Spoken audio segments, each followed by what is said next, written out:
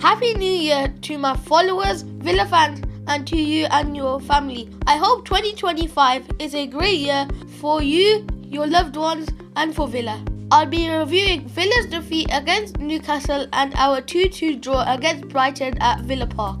I'm Mikhail Zafar. Please follow, like, and subscribe to my social media channels.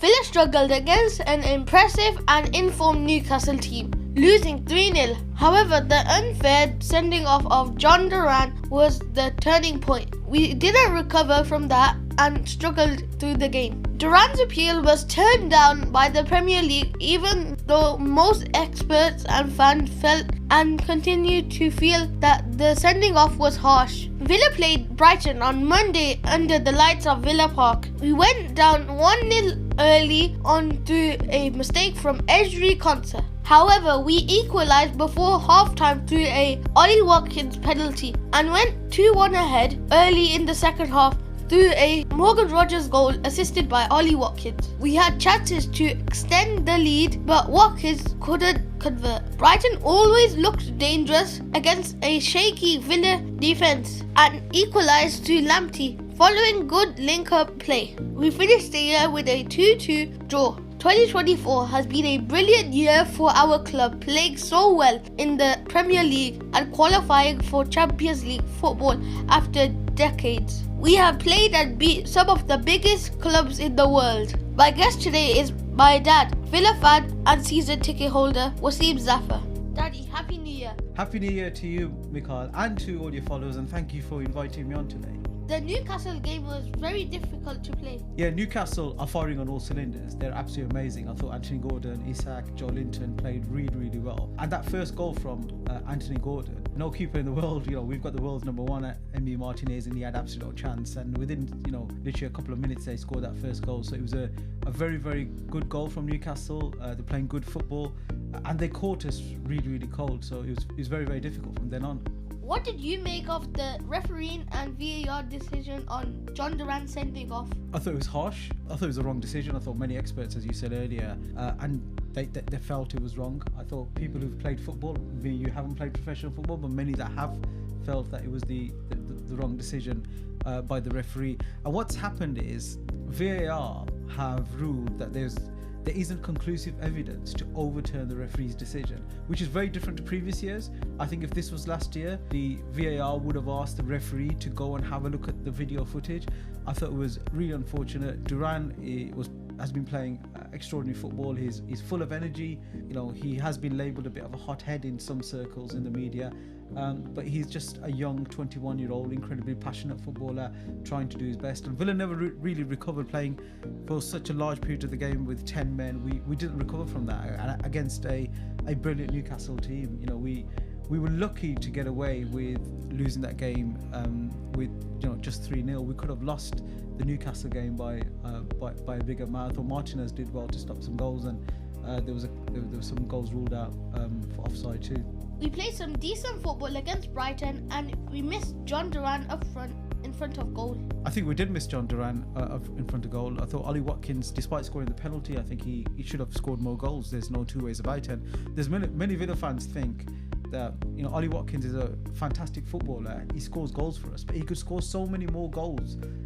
I think the difference between him and an absolute top quality Premier League striker is they would convert a lot more chances, and he had some really good chances. He gets himself into brilliant positions. He's running off the ball, his pace, the way he runs through the back is fantastic, but I think he needs to convert more goals. I thought Morgan Rogers was brilliant, scored a really good goal. His play again is absolutely phenomenal. We looked shaky at the back. Paul Torres had to go off. Hope it's not a long-term injury, as has been reported in some sections of the media. I hope he does get back because he's so important to us. But I thought Mings came on and he was solid. He was Mings. He picked up a knock at the end too, and hopefully he's okay. But I thought again on the right-hand side, between when Constance playing right back and Carlos is playing right centre back, between them they always get into a muddle. And the first goal was clearly a mistake there. that led to them scoring. The Brighton's second goal was brilliant football. It was absolute class football, but you could see it coming because they were starting to play really attractive football. They put on their big guns towards the middle of the second half, looking for that equaliser, and they deserved that equaliser. But saying that, if Villa had converted some of the chances they had, we would have won that game comfortably.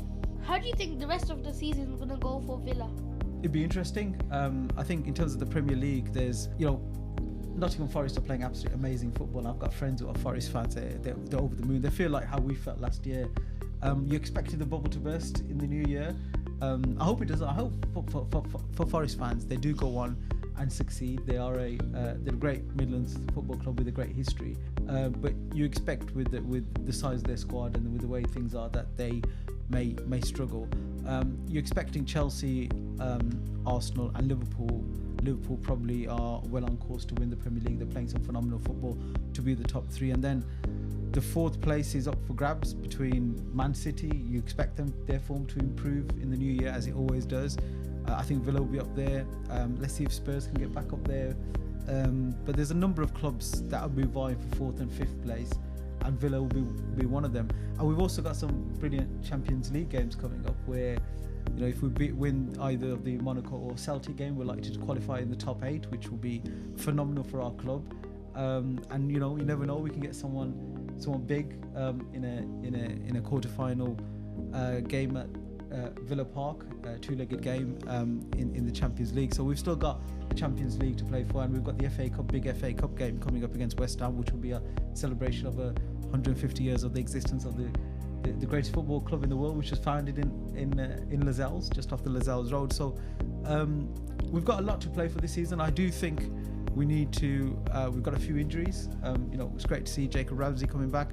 Duran's off for a bit. Maybe that'll give inform Louis Barry a chance to be on the bench and come off and be a super sub for us. But I think we do need to strengthen. I think me and you have always felt that the right back position needs strengthening. Quite clearly, Concert really struggles when he plays that right back because I haven't seen Concert cross the ball as of yet since he's been playing at right back. And we maybe need to look at one of the wingers too. But a lot to play for, exciting times, and in Unai Emery we trust.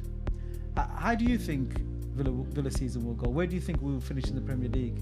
I agree with you. It's been a tough season for Villa. I think we'll finish 6th or 5th or 4th place.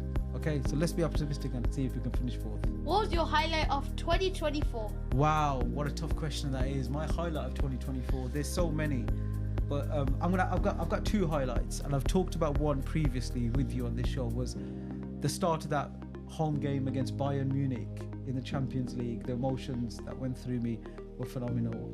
Playing against one of the best clubs in the world and a repeat of the 1982 European Cup final. That the emotions there were immense, and then winning that game was even better. But I think this. Not many people know this. I was a guest of Chris Henk, the president of Aston Villa Football Club, at the end of season awards, which clashed with the Man City Tottenham game, and I was sat on his table, literally next to on the next table were John McGinn, Unai Emery, the women's team, Ami Martinez. It was just a real moment for me, a Villa fan, to be sat amongst the Villa players and the Villa management watching. We ended up less focused on the end of season awards, more focused on the actual Champions League, the game between Man City and Tottenham. And when that second goal went in for Man City towards the end, the penalty from Haaland, which basically secured our Champions League spot, the celebrations there amongst the Villa family and being in the middle of that were just quite incredible. I will never ever forget that moment. The champagne bottles were flying. Emi Martinez, you really saw the party animal at that time. And initially all the players had water on their tables, and then all the champagne started to come in and they started to celebrate. And being there, watching the reaction of what it meant to these players. I know what it meant to me as a fan.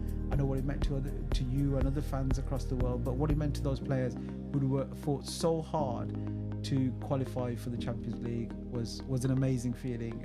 That was probably the highlight of 2024. But there are so many. Watching Morgan Rogers play I've become a huge fan of Morgan Rogers. I think he's great, and I think he will go on to amazing things. Emi Martinez is the world's number one. He's officially the world number one, but we see it week in, week out. That save that he made the other day was quite incredible. I think it was against Nottingham Forest. It was one of the best saves that I've ever seen. Ollie Watkins has been scoring some phenomenal goals. Some of the late contributions from our super sub John Duran and seeing his development. I was disappointed that DRB and Douglas Luiz left during 2024, but Onana's come in as a fan's favourite. And we've seen some really good times. We've seen the return of some players after long-term injuries too. So there are so many highlights for this year.